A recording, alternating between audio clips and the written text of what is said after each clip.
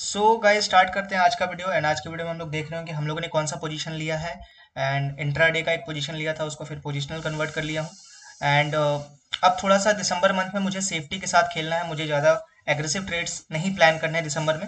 Because फिर जनवरी में फिर से मौका मिलेगा, विक्स ग्रो करेगा, विक्स थोड़ा सा 17-18 पे फिर से वापस आएगा, प्रीमियम रहेगा फाइट करने के लिए, तो हम लोग एग्रेसिव बेट्स भी ले पाएंगे। ठीक है, चलो आते हैं, एक्सप्लेन करता हूँ। सबसे पहले तो डेली टाइम फ्रेम पे आज मॉर्निंग में मेरा प्लान क्या था। देखो डेली टाइम फ्रेम पे मार्केट ऊपर में एक काइंड ऑफ रेड कैंडल बना चुका था, और मेरा जो बॉलिंजर बैंड का सेटअप है, मेरा नहीं है यार, इट्स लाइक सुभाषी सर का जो सेटअप है, उसके हिसाब से यहाँ पर सेल प्लान होना चाहिए। इस स्टॉप लॉस के साथ, यहाँ के स्टॉप लॉस के साथ अब इस यहाँ पर एक सेल प्लान कर सकते हो।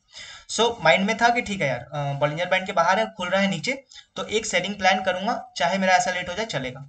सो मॉर्निंग में पहला रेड कैंडल पे तो नहीं शॉर्ट किया था, दूसरा रेड कैंडल से मैं शॉर्ट करना चालू कर दिया था। It's like second red candle जो बना था, इसके नीचे मेरा प्लान था शॉर्ट करने का। ठीक है, कौन सा स्ट्राइक प्राइस शॉर्ट किया, अगर मैं ध्यान से दिखाऊं तो 18,500 को शॉर्ट किया है, समवेयर इसी के आसपास शॉर्ट किया था। अगर आप देखना चाहो तो लगभग यही कैंडल था यार, हालांकि 307 के आसपास शॉर्ट हुआ था।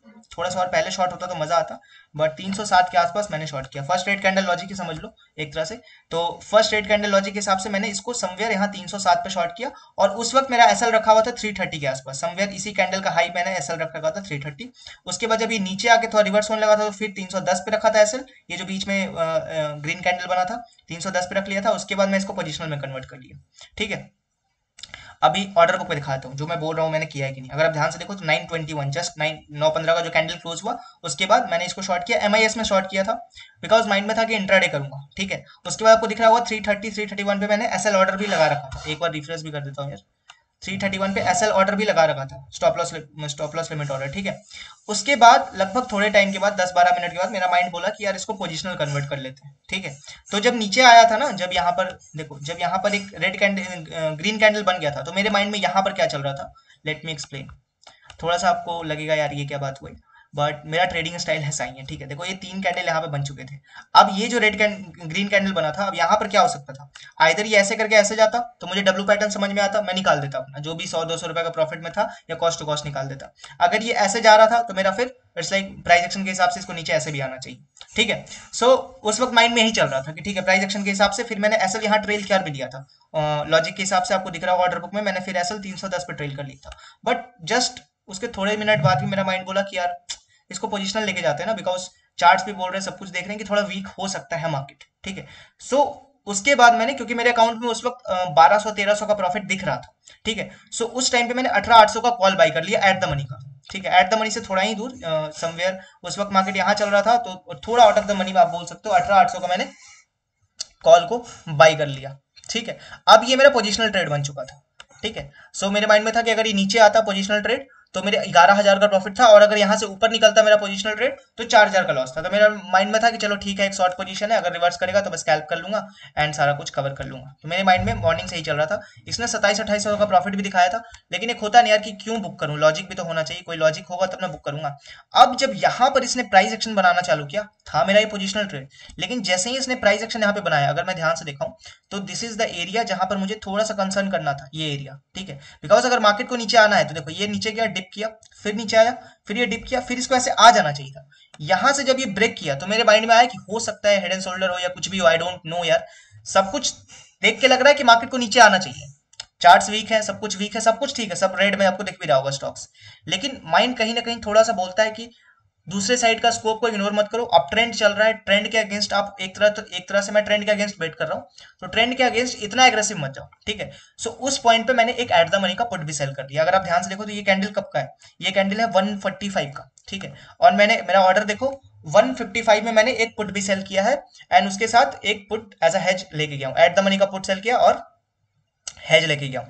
तो ये दोनों मिला के कंप्लीट हेज ट्रेड है, कंप्लीट हेज। इसमें कुछ भी कर लो 800 से ज्यादा लॉस नहीं होगा, और अगर मार्केट नीचे आता है तो मेरे लगभग 4,000 रुपए बन जाएंगे। अगर ऑप्शा पे मैं दिखाना चाहूँ तो ऑप्शा पे ये ट्रेड कुछ आपको ऐसा दिखेगा कि अभी मार्केट जहां पे वहां पर भी खड़ा रह गया तो मेरे 4,000 रुपए बनेंगे, और अगर ये ऊपर जाता है तो मेरे 800 रुपए लूज होंगे, और अगर जाता है तो 800 रुपए कवर करना मेरे लिए कोई बहुत बड़ी चीज नहीं है, जिससे कुछ भी बेच दूंगा 800 रुपए आराम से कवर हो जाएंगे। तो इट्स अ काइंड ऑफ एक इंट्राडे माइंडसेट के साथ आया था कि इंट्राडे ट्रेड करूंगा। अगर आपको दिख रहा होगा एमआईएस में डाला था ऑर्डर, उसके बाद कन्वर्ट किया इसको नॉर्मल में, उसके बाद इसको पोजिशनल बनाया शॉर्ट साइड का। फिर जब मार्केट रिवर्स होने लगा तो मैंने एक पुट ऐड कर दिया इस माइंडसेट के साथ कि अगर मार्केट ऊपर जाती है तो मेरे ज्यादा लॉस नहीं होना चाहिए, बिकॉज 4000 का लॉस होगा तो थोड़ा वो माइंडसेट खराब होगा। यहाँ से अगर ये निकलता भी अपसाइड बहुत ऊपर भी निकल जाता है तो जस्ट लाइक कि 800 रुपए का लॉस होगा, और 800 कवर करना कोई बड़ी चीज नहीं है। मुझे सिर्फ एक साइड का सेलिंग लेग हटाना है और फिर चलने देना मार्केट को, आराम से 800 रुपए कवर हो जाएगा।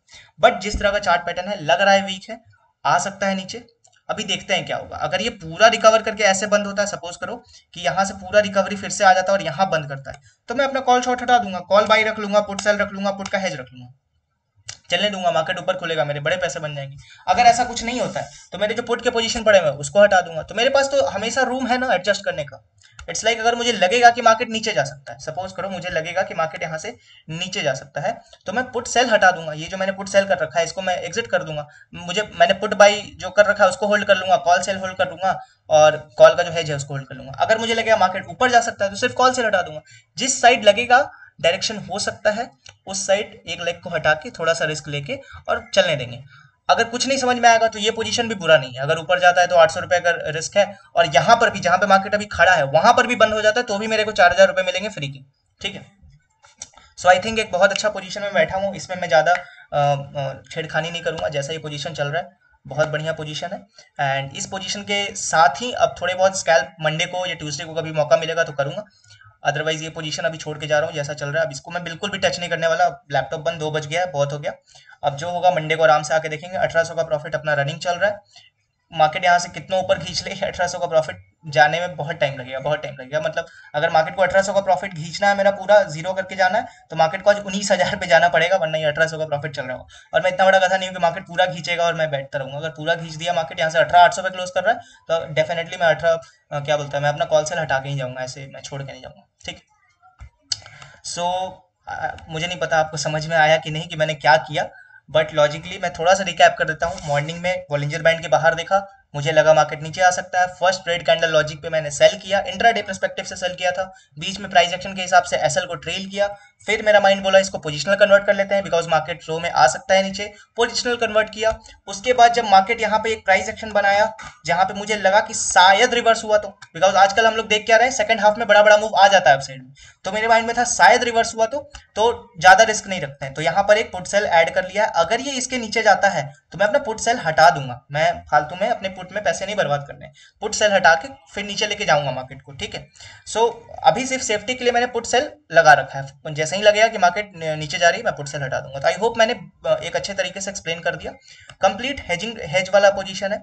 ऑर्डर्स भी आपको दिख रहे होंगे, बहुत कंट्रोल वे में आज किया हूँ, तो ओवर ट्रेडिंग भी नहीं हुआ है, बहुत लॉजिकल ट्रेड किया है एंड शांति के साथ ट्रेड करना है यार। आपको दिख रहा होगा, रिफ्रेश कर दिया। इस ट्रेड को फिर मंडे को देखते हैं, मंडे को कैसा चलता है। कंप्लीट हेज्ड है, सब कुछ हेज्ड है।